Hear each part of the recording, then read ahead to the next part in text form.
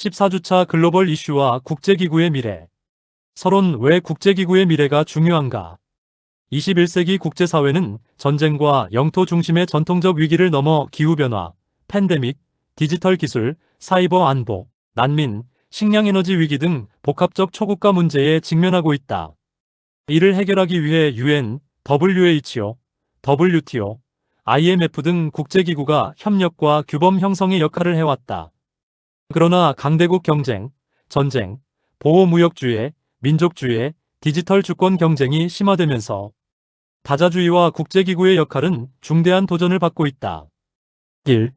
기후변화 대응과 국제기구 1.1 기후변화의 국제정치적 성격. 기후변화는 단순한 환경 문제가 아니다. 그것은 경제 문제, 안보 문제, 인권 문제, 개발 문제, 세대 간 정의 문제이다. 지구 평균 기온 상승은 해수면 상승, 극단적 기상현상, 가뭄, 홍수, 산불, 식량 생산 감소, 물 부족, 질병 확산, 생태계 파괴를 초래한다. 이러한 변화는 특히 개발도상국, 저소득층, 섬나라, 농업 의존 국가, 기후 취약 지역에 더 큰 피해를 준다. 이 때문에 기후변화는 국제정치에서 공동의 위기이지만 불평등하게 경험되는 위기라고 할 수 있다. 기후변화 대응의 어려움은 집단행동 문제에서 비롯된다. 온실가스 감축은 모든 국가에게 필요하지만 개별 국가는 자국 경제 성장과 산업 경쟁력을 이유로 감축 비용을 회피하려는 유인을 가진다. 어느 한 국가가 온실가스를 줄여도 다른 국가가 계속 배출하면 전체 효과는 제한된다. 반대로 어떤 국가는 감축 노력 없이 다른 국가의 노력에 무임승차할 수도 있다. 이러한 구조 때문에 기후변화 대응에는 국제기구와 국제협약이 필수적이다. 기후변화는 또한 역사적 책임의 문제를 포함한다. 선진국들은 산업혁명 이후 장기간 대량의 탄소를 배출하면서 경제성장을 이루었다. 반면 개발도상국은 상대적으로 적은 역사적 배출 책임을 가졌지만 기후변화 피해에는 더 취약하다. 따라서 국제기후정치는 단순히 모든 국가가 같은 양을 줄이자는 방식으로 해결될 수 없다. 여기에는 공통의 책임과 차별화된 책임, 기후재정, 기술이전, 적응지원, 손실과 피해 보상 문제가 함께 들어간다. 1.2 국제기구의 역할 규범 형성, 협상, 감시, 지원. 기후변화 대응에서 가장 중심적인 국제기구 체계는 UN 기후변화협약이다. 이 체계는 기후변화 문제를 국제협력의 공식 의제로 만들고 국가들이 정기적으로 협상하며 감축 목표와 적응 정책을 제출하고 이행 상황을 점검하는 틀을 제공한다. 파리 협정 이후 국제기후정치는 모든 국가가 자발적으로 국가결정기여, 즉 NDC를 제출하고 이를 주기적으로 강화하는 방식으로 운영되고 있다. 국제기구의 첫 번째 역할은 규범 형성이다. 두 번째 역할은 협상 플랫폼 제공이다. 세 번째 역할은 감시와 투명성 확보이다. 네 번째 역할은 재정과 기술 지원이다. 개발도상국은 기후변화에 대응할 의지는 있어도 재정과 기술이 부족할 수 있다. 1.3 기후변화와 국제안보. 기후변화는 국제안보와도 연결된다. 기후변화가 직접 전쟁을 일으킨다고 단순화할 수는 없지만 기존의 사회적 경제적 취약성을 악화시키고 갈등 위험을 높일 수 있다. 가뭄과 식량 위기는 농촌 공동체를 붕괴시키고 물 부족은 지역 간 갈등을 심화시키며 해수면 상승은 기후난민과 이주 문제를 확대할 수 있다. 따라서 기후변화는 전통적 군사안보가 아니라 인간안보, 생태안보, 식량안보, 보건안보의 관점에서 이해되어야 한다. 1.4 기후 거버넌스의 한계. 기후변화 대응에서 국제기구는 중요한 역할을 하지만 한계도 분명하다. 첫째, 국제기구는 강제력이 약하다. 둘째, 선진국과 개발도상국 사이에 신뢰 부족이 크다. 셋째, 국제기구 내부에서도 이해관계가 충돌한다. 넷째, 국내 정치가 국제협력의 발목을 잡는다. 정부가 국제협약에 동의해도 국내 산업계, 노동조합, 지역사회, 유권자의 반발로 이행이 어려워질 수 있다. 따라서 기후변화 대응의 미래는 단순히 더 많은 국제회의를 여는 데 있지 않다. 핵심은 국제기구가 국가, 지방정부, 기업, 시민사회, 과학자, 금융기관을 연결하는 다층적 거버넌스를 구축하는 데 있다. 디지털 거버넌스 2.1 디지털 기술과 국제 질서의 변화. 디지털 기술은 국제 정치의 구조를 근본적으로 바꾸고 있다. 인터넷, 빅데이터, 인공지능, 클라우드 컴퓨팅, 반도체, 양자 기술, 사이버 안보, 플랫폼 경제, 디지털 화폐는 국가 권력과 국제 경제의 핵심 요소가 되었다.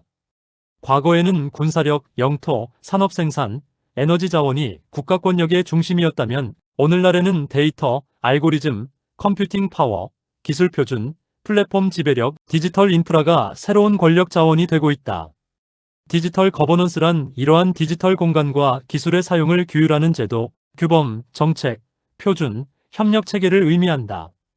여기에는 개인정보 보호, 데이터 이동, 사이버 안보, 인공지능 윤리, 플랫폼 책임, 디지털 무역, 인터넷 거버넌스, 허위정보 대응, 디지털 인권, 기술 표준, 디지털 포용 등이 포함된다.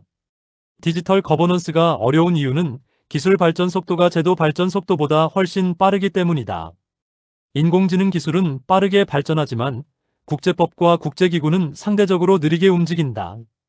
또한 디지털 공간은 국가, 기업, 개인, 해커 집단, 시민사회가 모두 참여하는 복합 공간이다. 전통적 국제기구는 주권국가를 중심으로 설계되었지만 디지털 세계에서는 빅테크 기업과 비국가 행위자의 영향력이 매우 크다. 2.2 글로벌 디지털 콤팩트와 국제규범. 유엔은 2024년 미래정상회의에서 팩트 포 더 퓨처와 함께 글로벌 디지털 컴팩트를 채택하였다. 유엔은 이를 디지털 협력과 인공지능 거버넌스를 위한 포괄적 글로벌 프레임워크로 설명한다. 이 문서는 디지털 격차 해소, 포용적 디지털 경제, 안전하고 신뢰할 수 있는 온라인 공간, 데이터 거버넌스, 인공지능의 국제적 관리, 지속 가능 발전과 디지털 기술의 연결을 강조한다.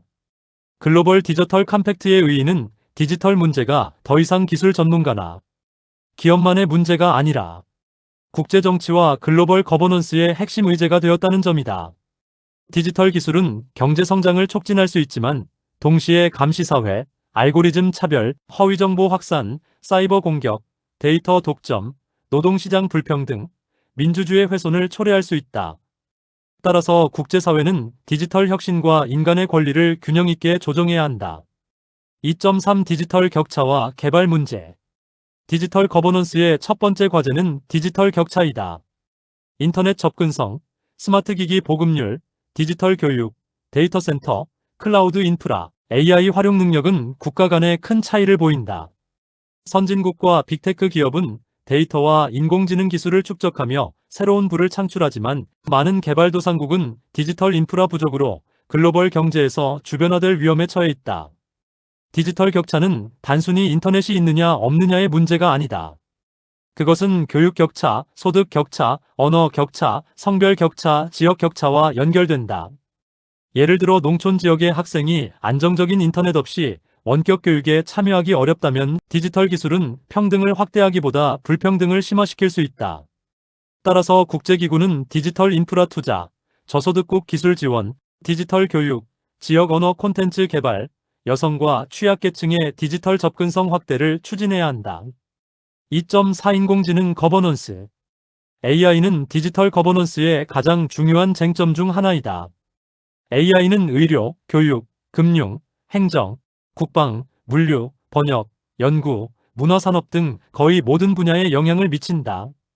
그러나 AI는 동시에 편향, 차별, 개인정보 침해, 일자리 대체, 저작권 문제, 허위정보 생성, 자동화된 감시, 자율무기, 민주주의 조작 등의 위험을 가진다. AI 거버넌스의 핵심 질문은 다음과 같다. 첫째, AI 개발과 사용의 책임은 누구에게 있는가? 둘째, AI가 인간의 권리를 침해할 경우 어떤 구제 수단이 필요한가? 셋째, AI 알고리즘의 투명성과 설명 가능성을 어떻게 확보할 것인가? 넷째, AI 기술을 일부 국가와 기업이 독점하지 않도록 어떻게 국제적 형평성을 확보할 것인가? 다섯째, 군사적 AI와 자율무기를 어떻게 규제할 것인가? AI 거버넌스는 강대국 경쟁과도 밀접하다. 미국, 중국, 유럽연합은 서로 다른 AI 규범 모델을 발전시키고 있다. 미국은 혁신과 시장 중심 접근을 강조하는 경향이 강하고 중국은 국가 주도형 디지털 통제와 산업 정책을 결합하며 유럽연합은 기본권과 규제 중심의 접근을 강조한다. 이러한 규범 경쟁은 글로벌 AI 질서의 분절화를 초래할 수 있다. 국제기구는 AI 기술의 위험을 줄이고 혜택을 공유하기 위한 공통 원칙을 제시해야 한다. 그러나 여기에서도 어려움이 있다. AI 기술의 핵심 인프라인 반도체, 클라우드, 데이터, 인재, 알고리즘은 일부 국가와 기업에 집중되어 있다. 따라서 AI 거버넌스는 국제기구의 선언만으로 해결되지 않고 기술 표준, 무역 규범, 인권 규범, 안보 규범, 산업 정책이 결합되어야 한다. 2.5 사이버 안보와 디지털 주권. 사이버 공간은 새로운 안보 영역이다. 국가기관, 군사시설, 금융망, 병원, 전력망, 교통망, 선거 시스템, 언론 플랫폼은 사이버 공격의 대상이 될 수 있다. 사이버 공격은 물리적 국경을 쉽게 넘고 공격자를 특정하기 어렵고 국가와 비국가 행위자가 모두 참여할 수 있다는 특징을 가진다. 디지털 주권은 국가가 자국의 데이터, 디지털 인프라, 플랫폼, 기술 표준, 사이버 안보를 통제하려는 능력을 의미한다. 유럽연합은 개인정보 보호와 데이터 보호를 중심으로 디지털 주권을 강조하고 중국은 데이터와 플랫폼에 대한 국가 통제를 강화하며 미국은 글로벌 빅테크 기업의 영향력을 바탕으로 디지털 질서를 주도해왔다. 문제는 디지털 주권이 필요하지만 과도한 디지털 주권은 인터넷의 분절화를 초래할 수 있다는 점이다. 각국이 자국 중심의 데이터 규제, 인터넷 통제, 기술 표준, 플랫폼 차단을 강화하면 글로벌 인터넷은 하나의 열린 공간이 아니라 여러 개의 폐쇄적 블록으로 나뉠 수 있다. 이를 스플린터넷이라고 부르기도 한다. 국제기구는 디지털 주권과 열린 인터넷, 안보와 자유, 혁신과 규제 사이에서 균형을 찾아야 한다. 3. 국제기구 개혁 논의. 3.1 왜 국제기구 개혁이 필요한가? 국제기구 개혁 논의는 오래된 주제이지만 최근 더욱 시급해졌다. 그 이유는 4가지이다. 첫째, 국제기구의 대표성 문제가 커졌다. 둘째, 국제기구의 효과성 문제가 있다. 셋째, 글로벌 이슈의 복합화이다. 국제기구는 대체로 기능별로 나뉘어 있다. 보건은 WHO, 무역은 WTO, 금융은 IMF, 개발은 세계은행, 환경은 UNEP와 UNFCCC, 노동은 ILO가 담당한다. 넷째, 신뢰의 위기이다. 많은 시민은 국제기구가 엘리트 중심적이고 느리고 관료적이며 강대국의 이해에 좌우된다고 느낀다. 반세계화, 포퓰리즘, 민족주의, 음모론은 국제기구에 대한 불신을 키운다. 국제기구가 정당성을 유지하려면 투명성, 책임성, 참여성을 강화해야 한다. 3.2 UN 개혁과 팩트 포 더 퓨처. 2024년 채택된 팩트 포 더 퓨처는 국제기구 개혁 논의의 중요한 이정표이다. 이 합의는 국제체제를 21세기 도전에 맞게 더 효과적이고 포용적으로 만들겠다는 목표를 제시하였다. 유엔에 따르면 팩트 포 더 퓨처는 지속가능 발전, 평화와 안보, 과학기술과 디지털 협력, 청년과 미래세대, 글로벌 거버넌스 전환을 포함한다. 로이터도 이 팩트가 기후변화, 디지털 협력, 인권, 성평등, 글로벌 거버넌스 등 광범위한 의제를 포함하며 다자주의를 강화하려는 시도라고 보도하였다. 이 문서의 의미는 국제사회가 현행 다자주의 체계의 위기를 인정하고 있다는 점이다. 즉, 기존 국제기구가 완전히 실패했다는 뜻은 아니지만 현재의 제도만으로는 기후위기, 팬데믹, AI, 불평등, 전쟁, 금융위기에 충분히 대응하기 어렵다는 공감대가 형성되고 있다. 그러나 팩트 포 더 퓨처가 모든 문제를 해결하는 것은 아니다. 그것은 방향을 제시하는 정치적 합의에 가깝다. 실제 개혁은 회원국의 이해관계, 재정 부담, 주권 문제, 강대국 경쟁, 국내 정치의 제약 속에서 이루어져야 한다. 따라서 국제기구 개혁은 선언보다 실행이 중요하다. 3.3 안보리 개혁. UN 개혁의 가장 중요한 쟁점은 안전보장이사회 개혁이다. 안보리는 국제평화와 안보에 관한 가장 강력한 권한을 가진 기관이다. 그러나 거부권 제도 때문에 상임이사국의 이해가 걸린 문제에서는 안보리가 마비되기 쉽다. 러시아가 관련된 우크라이나 문제, 미국과 이스라엘이 관련된 중동 문제, 중국이 관련된 일부 인권 문제 등에서 거부권 정치는 안보리의 신뢰성을 약화시켰다. 안보리 개혁 논의는 대체로 세 방향으로 진행된다. 첫째, 상임이사국 확대이다. 인도, 일본, 독일, 브라질 등은 상임이사국 진입을 원한다.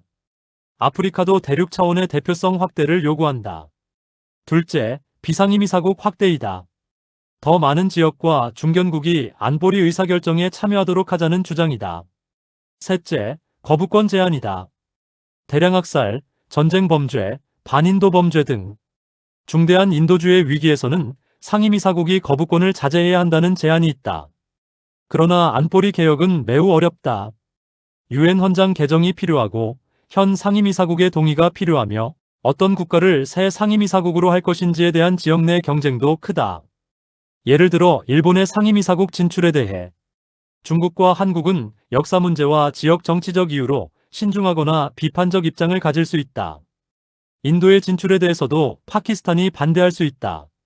따라서 안보리 개혁은 필요하지만 가장 실현이 어려운 개혁이다. 3.4 국제금융기구 개혁. 국제통화기금과 세계은행은 전후 국제경제질서의 핵심 기구이다. 그러나 이들 기구 역시 대표성과 공정성 논란에 직면해 있다. IMF의 의결권은 각국의 경제 규모와 출자 비율을 반영하지만 여전히 미국과 유럽 중심 구조라는 비판이 있다. 세계은행 총재는 관례적으로 미국인이 맡고 IMF 총재는 유럽인이 맡아왔다는 점도 글로벌 사우스의 불만을 키웠다. 기후위기와 개발위기가 심화되면서 국제금융기구 개혁은 더욱 중요해졌다.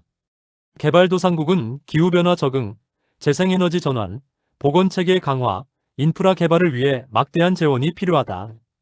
그러나 많은 국가는 이미 높은 부채 부담을 안고 있다. 따라서 국제금융기구는 단순한 대출기관을 넘어 기후재정, 부채조정, 지속가능개발 투자, 취약국 지원을 확대해야 한다.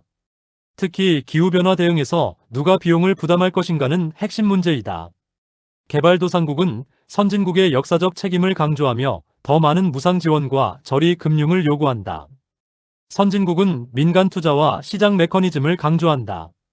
국제금융기구는 이 사이에서 공정하고 실현 가능한 재정 구조를 만들어야 한다. 3.5 WTO와 무역질서 개혁. 세계무역기구는 자유무역과 규칙 기반 무역질서의 핵심 기구이다. 그러나 최근 WTO는 심각한 위기를 겪고 있다. 미중 무역 갈등, 보호무역주의, 공급망 재편, 산업정책 경쟁, 디지털 무역, 환경규제, 보조금 문제 등이 기존 WTO 규범으로 충분히 다루기 어려운 쟁점이 되었기 때문이다. 특히 WTO 분쟁의 결체제의 기능 약화는 큰 문제이다. 규칙 기반 무역 질서가 작동하려면 국가 간 무역 분쟁을 중립적으로 해결할 수 있어야 한다. 그러나 강대국들이 자국 산업 보호와 경제 안보를 이유로 일방적 조치를 확대하면 WTO의 권위는 약화된다. 향후 WTO 개혁의 핵심은 세 가지이다. 첫째, 디지털 무역 규범을 정비해야 한다. 데이터 이동, 전자상거래, 디지털 서비스, 플랫폼 과세, 개인정보 보호는 새로운 무역 의제가 되었다. 둘째, 기후와 무역의 관계를 조정해야 한다. 탄소국 경조정제도, 친환경 보조금, 녹색산업정책은 무역 갈등의 새로운 원인이 될 수 있다. 셋째, 개발도상국 지위와 특별대우 문제를 재조정해야 한다. 중국, 인도 같은 대형 신흥국을 전통적 개발도상국으로 볼 것인지에 대한 논란이 커지고 있다. 3.6 국제기구와 비국가 행위자. 미래의 국제기구는 국가만을 상대해서는 충분하지 않다. 글로벌 문제 해결에는 도시, 지방정부, 기업, 시민사회, 대학, 연구기관, 종교단체, 국제 NGO, 청년 세대가 함께 참여해야 한다. 기후변화 대응에서는 도시와 기업의 역할이 중요하다. 많은 온실가스는 도시의 교통, 건물, 에너지 소비에서 발생한다. 따라서 지방정부의 도시계획, 대중교통, 건물 효율화, 재생에너지 정책이 중요하다. 기업은 공급망 탄소 배출, ESG 경영, 녹색기술 투자에서 핵심 행위자이다. 팬데믹 대응에서는 제약회사, 병원, 연구기관, 시민사회가 중요하다. 백신과 치료제 개발은 민간 기업과 대학 연구소의 협력 없이는 불가능하다. 동시에 백신 접근성 문제에서는 시민사회와 국제 NGO가 감시자 역할을 수행한다. 디지털 거버넌스에서는 빅테크 기업의 역할이 매우 크다. 구글, 애플, 마이크로소프트, 아마존, 메타, 엔비디아, 오픈AI, 중국의 알리바바와 텐센트 같은 기업들은 많은 국가보다 더 큰 데이터와 기술 영향력을 가진다. 따라서 국제기구는 기업을 단순한 규제 대상이 아니라 책임 있는 참여자로 끌어들여야 한다. 그러나 기업의 이익이 공공성과 충돌할 수 있기 때문에 강력한 투명성, 책임성, 공적 규제가 필요하다. 4. 국제기구의 미래 4가지 방향. 4.1 효과적인 국제기구. 미래의 국제기구는 선언 중심에서 실행 중심으로 전환해야 한다. 많은 국제회의는 훌륭한 선언문을 채택하지만 실제 이행은 약한 경우가 많다. 국제기구의 신뢰성은 문서의 아름다움이 아니라 현장의 변화에서 나온다. 기후협약은 실제 배출 감축으로, 팬데믹 협정은 실제 백신 접근성과 조기경보 체계로, 디지털 콤팩트는 실제 디지털 격차 해소와 AI 안전성 강화로 평가되어야 한다. 4.2 포용적인 국제기구. 국제기구는 강대국 중심 구조를 넘어 글로벌 사우스, 중견국, 소국, 취약국, 미래세대의 목소리를 반영해야 한다. 특히 기후변화와 팬데믹은 가장 책임이 적은 국가와 집단에게 가장 큰 피해를 주는 경우가 많다. 따라서 국제기구의 정당성은 약자의 목소리를 얼마나 반영하느냐에 달려있다. 4.3 과학과 데이터 기반 국제기구. 기후변화, 팬데믹, AI는 모두 고도의 전문성을 요구한다. 국제기구는 정치적 협상만이 아니라 과학적 지식, 데이터 분석, 예측 모델, 위험평가 능력을 강화해야 한다. 그러나 과학은 정치와 분리되어 존재하지 않는다. 과학적 근거를 정책으로 전환하는 과정에서는 가치 판단, 비용 부담, 사회적 수용성이 필요하다. 따라서 국제기구는 과학적 전문성과 민주적 정당성을 함께 확보해야 한다. 4.4 다층적 거버넌스. 미래의 국제기구는 중앙집중적 세계정부가 아니라 다층적 거버넌스의 조정자가 되어야 한다. 세계정부는 현실적으로 가능하지 않다. 그러나 국가, 지방정부, 기업, 시민사회, 전문가 네트워크, 지역기구가 연결된 협력체계는 가능하다. 국제기구는 이들을 연결하고 공통 규범을 만들고 정보를 공유하고 취약한 행위자를 지원하는 플랫폼이 되어야 한다. 결론. 국제기구의 위기와 가능성. 국제기구는 강대국 경쟁, 민족주의, 보호무역주의, 전쟁, 불평등, 기술 패권 경쟁 속에서 심각한 위기에 직면해 있다. 그러나 이러한 위기는 국제기구가 불필요하다는 뜻이 아니라 오히려 더 깊은 개혁과 협력이 필요하다는 사실을 보여준다. 기후변화는 인류가 하나의 생태 공동체에 속해 있음을 드러내고 팬데믹은 보건안보가 국경을 초월한다는 점을 확인시켰다. 또한 디지털 기술은 데이터와 알고리즘이 새로운 권력 자원이 되었음을 보여준다. 따라서 국제기구는 20세기적 구조를 넘어 더 포용적이고 효과적이며 과학적이고 민주적인 거버넌스 체계로 전환되어야 한다. 21세기 국제사회는 완전한 세계정부를 만들 수는 없지만 무정부적 경쟁으로 돌아갈 수도 없다. 위기가 연결되어 있는 만큼 해결책도 국제적 협력 속에서 찾아야 한다.